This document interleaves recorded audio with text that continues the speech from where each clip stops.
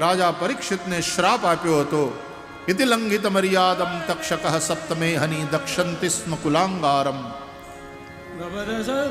7મે દાડે તક્ષકના દંશથી મૃત્યુનો શાપ આપ્યો હતો.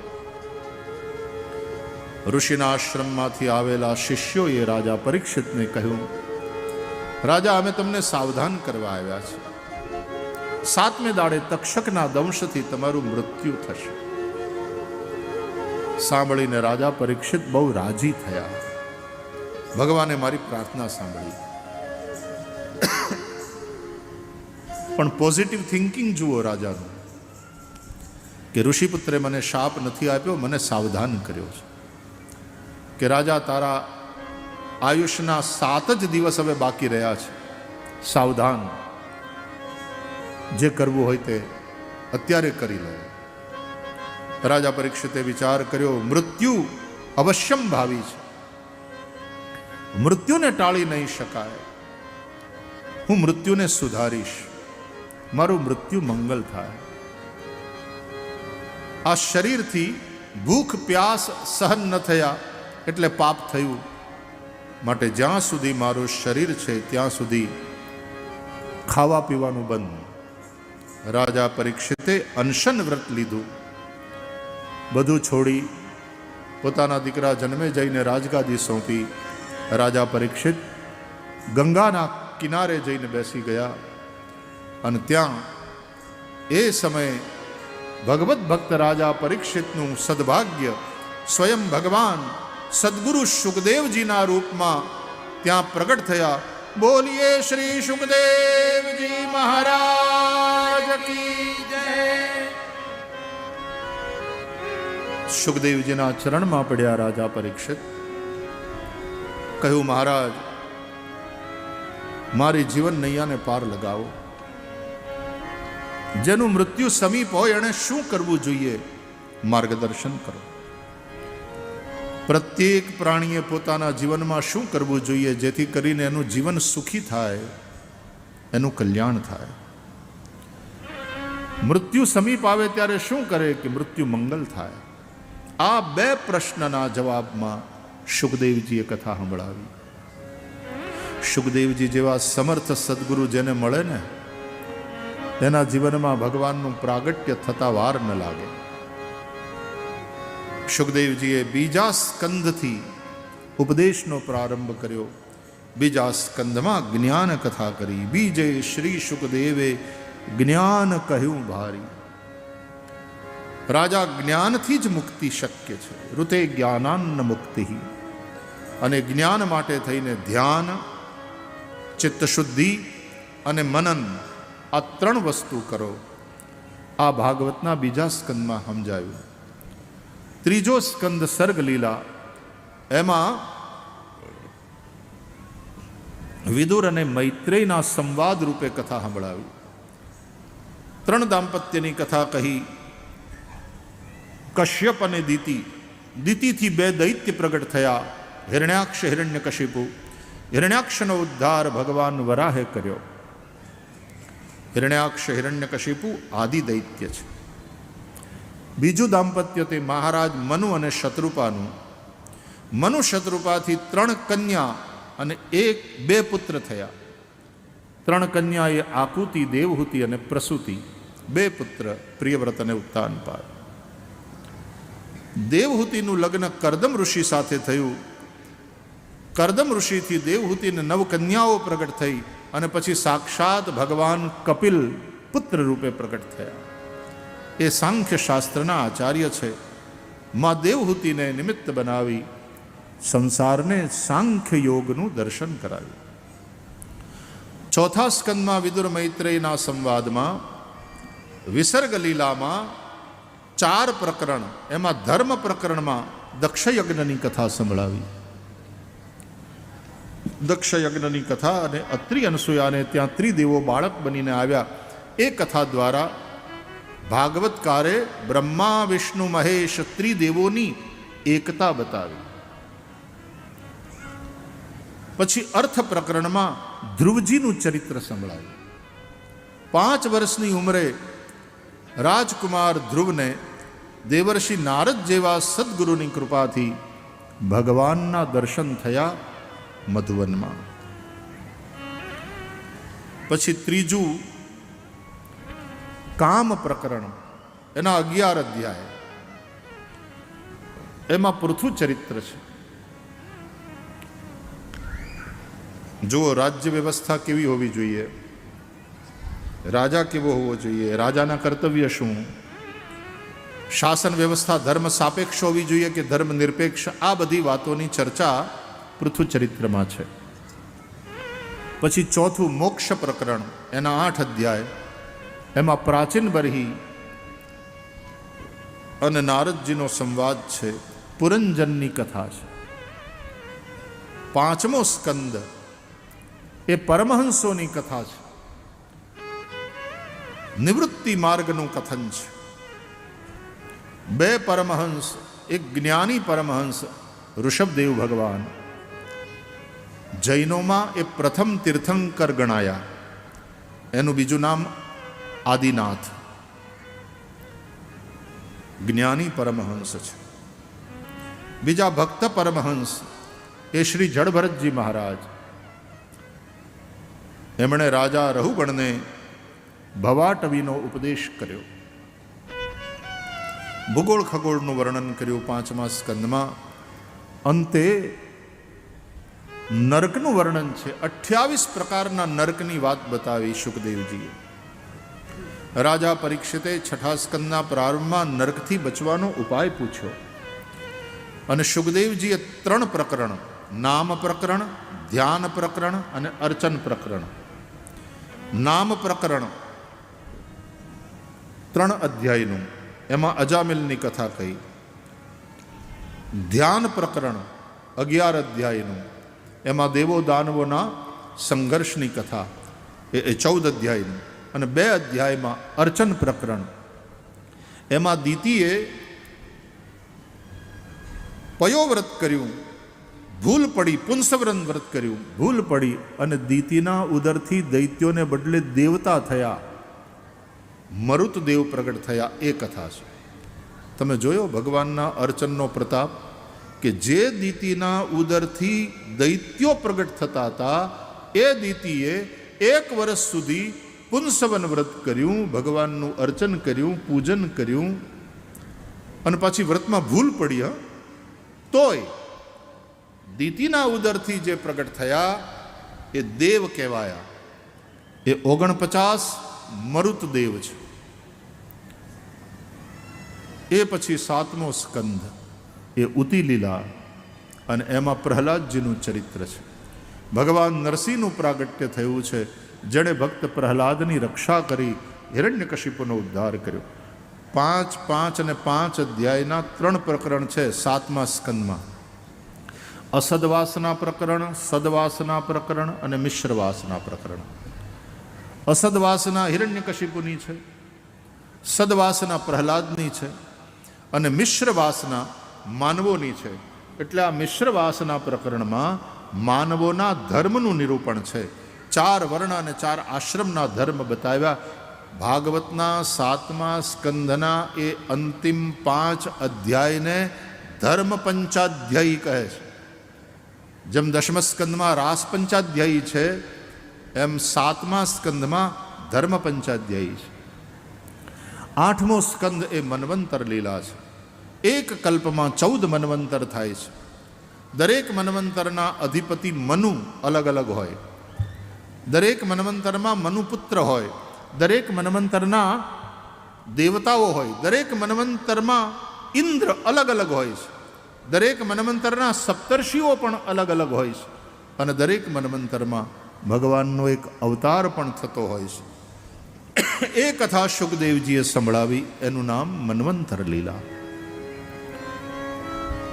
ભગવાનનો નરનારાયણ અવતાર થયો, ભગવાનનો હરિ અવતાર થયો, જેણે ગજેન્દ્રનો ઉદ્ધાર કર્યો. ભગવાનનો અજિત અવતાર, જેણે દેવો દાનવોને ભેગા કરી સમુદ્ર મંથન કરાવ્યું. સમુદ્ર મંથનની કથા વિસ્તારથી કહી છે.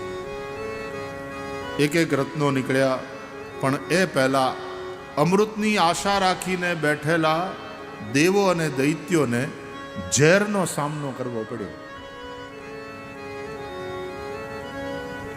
મહાદેવ પાસે ગયા અને મહાદેવે એ વિષને કંઠમાં ધારણ કરી નીલકંઠ થઈ સૌની રક્ષા કરી. માટે આપણે ગાઈએ છીએ, શંભુ શરણે પડી મારું ઘડીએ ઘડી કષ્ટ કાપો, દયા કરી શિવ દર્શન આપો, દયા કરી શિવ દર્શન આપો. હે અંગે ભસ્મ સ્મશાનની ચોળી સંગે રાખો સદા ભૂત ટોળી. ભાવે તિલક કર્યું કંઠે વિષ ધર્યું અમૃત દયા કરી શિવ દર્શન આપો. શંભો શરણે પડી મારું ઘડીએ ઘડી કષ્ટ કાપો, દયા કરી શિવ દર્શન આપો. હે દયા કરી શિવ દર્શન આપો. હે દયા કરી શિવ દર્શન આપો. ભોળાનાથે વિષકંઠે ધારણ કરીને સૌની રક્ષા કરી. પછી અમૃત પ્રગટ થયું ત્યારે અમૃત પીનારા દેવ કહેવાયા, પણ અમૃત બીજાને પાય અને વિષ એકલા પીનારા મહાદેવ કહેવાયા. બીજા બધા દેવનો તો એક એક દી આવે, મહાદેવનો આખો મહિનો. દેવોના દેવ મહાદેવ છે. એનો જે મહિમા જાણતા નથી એ જ ગમે એમ બકવાસ કરે, બાકી મહાદેવ મહાદેવ છે. અને ગમે એવો માણસ બોલે, અંતે તો મહાદેવને શરણે જ જવાનું છે શમશાનમાં. એ ન્યા જ બેઠો છે. આવે આવ ભગા આવ આવ્યું હોય ભગાનું મળદું, પણ બીજા બધા કાઢ કાઢ કાઢ કાઢો કાઢો કાઢું થતું હોય ને મર્યા પછી, તો મહાદેવ એનો સ્વીકાર કરે કાઢ. અને ઓલા બાળીને વયા જાય ને પછી એનું શરીર રાખ થઈ જાય તો મહાદેવ ઈ રાખને ચોળે. અંગે ભસ્મ સ્મશાનની ચોળી સંગે રાખો સદા ભૂત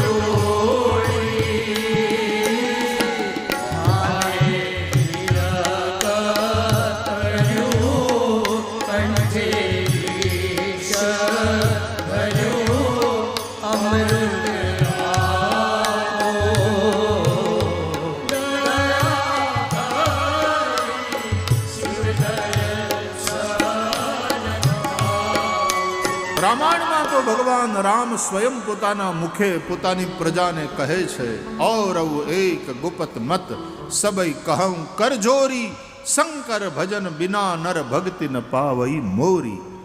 મારી ભક્તિની પ્રાપ્તિ કરવી હોય તો ભોળાનાથને ભજો, કારણ કે ભોળાનાથ જેવી ભક્તિ કરનાર કોઈ નથી. ભગવાન વિષ્ણુને કેવી રીતે ભજાય એ ભોળાનાથ જેવું કોઈને આવડતું નથી. વૈષ્ણવાનામ યથા શંભુ, આમ કહીને ભાગવતમાં ભગવાન શિવને પરમ વૈષ્ણવ કયા છે. એ રીજે તો રામ ભક્તિ આપે. શંકર ભજન બિના નર ભક્તિ ન પાવઈ મોરી. દેવો અને દાનવોએ સમુદ્ર મંથન કર્યું, રત્નો નીકળવા લાગ્યા, આપસમાં વહેંચવા લાગ્યા. અમૃત નીકળ્યું ત્યારે એને લઈને ઝઘડા થયા. ભગવાને મોહિની અવતાર લઈ દૈત્યોને છેતરી દેવોને અમૃત પાયું. દૈત્યો એટલે આપણી અંદરના દુર્ગુણો, એ અમૃત પીને અમર બની જાય. પોહાય ભાઈ? તમારો ક્રોધ અમર બની જાય, પોહાય? તમારી અંદરની કામ વાસના અમર બની જાય, પોહાય? તમારો લોભ અમર બની જાય તો નખોદ વાળી દે. આપણી અંદરના જે દૈત્યો એટલે કે દુર્ગુણો છે એને અમૃત ન મળવું જોઈએ. એ તો મરી જાય, ખતમ થાય, એમાં જ આપણું કલ્યાણ. પણ દેવોને અમૃત પાયું ભગવાને. દેવો એટલે આપણી અંદરના સદગુણો, આપણી અંદરની હારપ, એ અમૃત પીને અમર બને. એમાં આપણું કલ્યાણ અને આપણા દ્વારા બીજાનું પણ કલ્યાણ. એટલા માટે ભગવાને મોહિની રૂપ બનાવી, દૈત્યોને છેતરી દેવોને અમૃત પાયું. પછી તો બલિરાજાનું ચરિત્ર સમજાયું છે. વામન ભગવાન પધાર્યા, 3 ડગલા પૃથ્વી માગી બલિરાજાના યજ્ઞમાં જઈને. બલિરાજાએ સંકલ્પ કર્યો. ભગવાન માગતી વખતે વામન હતા, પણ લેતી વખતે વિરાટ થયા. 1 અને 2 ડગલામાં તો બધું જ માપી લીધું, પૃથ્વીનું, સ્વર્ગનું. 3જું ડગલું બાકી રાખ્યું. બતાવ રાજા બલિ, 3જું ડગલું ક્યાં મૂકું? તે 3 ડગલા પૃથ્વીનો સંકલ્પ કર્યો છે. રાજા બલિ ભગવત ભક્ત છે. કહે છે મારું શરીર પણ પાર્થિવ છે, પૃથ્વીનું રૂપ છે. પદમ તૃતીયમ કુરુ શીર્ષણી મે નિજમ.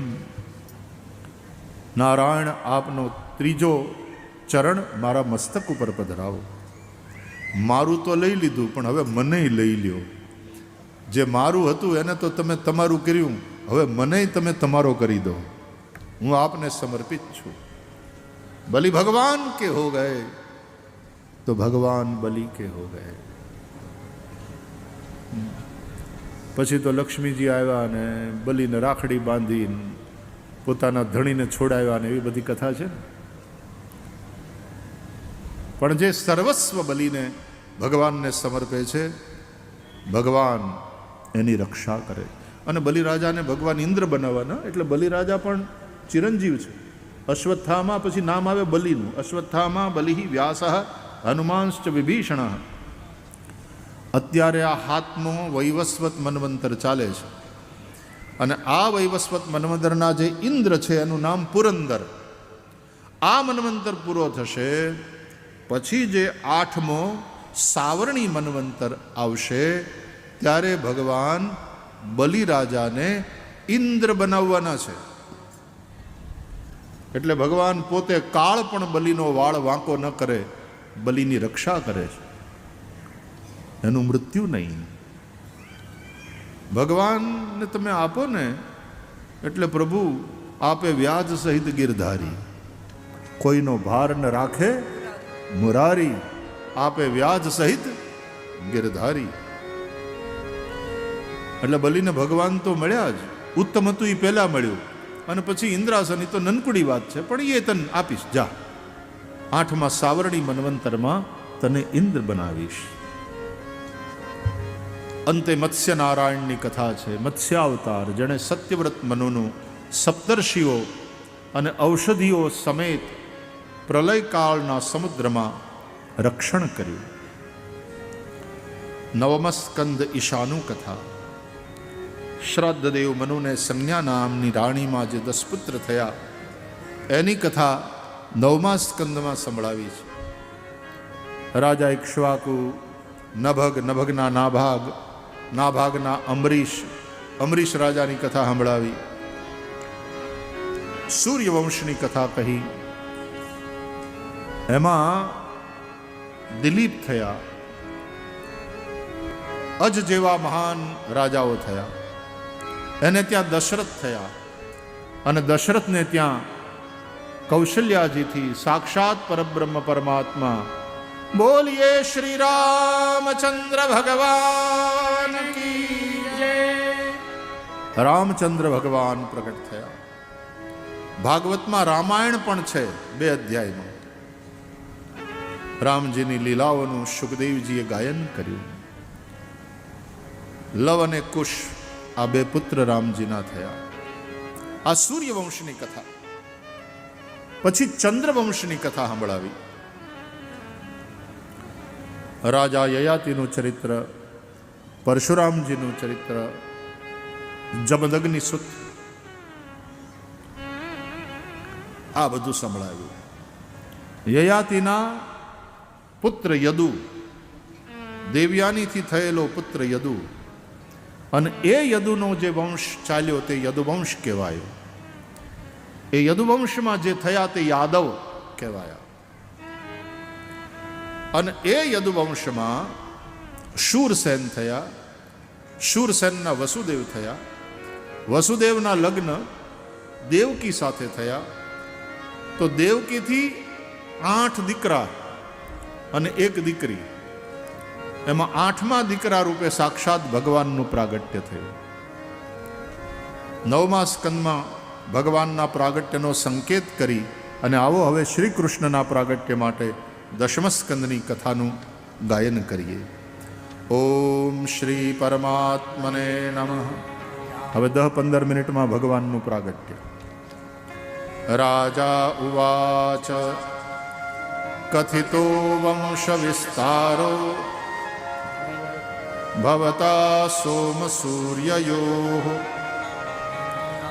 રાજ્ઞાં ચોભયવંશ્યાનાં ચરિતં પરમાદ્ભુતમ. 10મા સ્કંદમાં ભગવાનનું પ્રાગટ્ય શું કામ?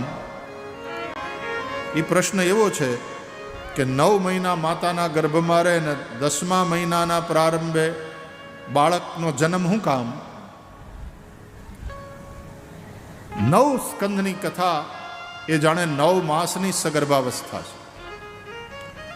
10મા મહિનાના પ્રારંભે જેમ બાળક માના ઉદરથી પ્રગટ થાય એમ 10મ સ્કંદના પ્રારંભે ભગવાન શ્રી કૃષ્ણનું પ્રાગટ્ય થાય છે. રાજા પરીક્ષિતે ભગવાનના પ્રાગટ્ય માટેની કથા સંભળાવવાની વિનંતી કરી. ભગવાનના પ્રાગટ્યની કથા, ભગવાનની વ્રજલીલા, ભગવાનની મથુરા લીલા અને ભગવાનની દ્વારકા લીલા, આ બધું મારે વિસ્તારથી સાંભળવું છે. એ પણ પૂછ્યું કે દાઉજી, બળભદ્રજી એ રોહિણીજીના ઉદરથી પ્રગટ થયા હતા, તો દેવકીના 7મા પુત્ર કેવી રીતે કહેવાયા? મહારાજ ભગવાનની આ કથા ભવરોગને હરવાની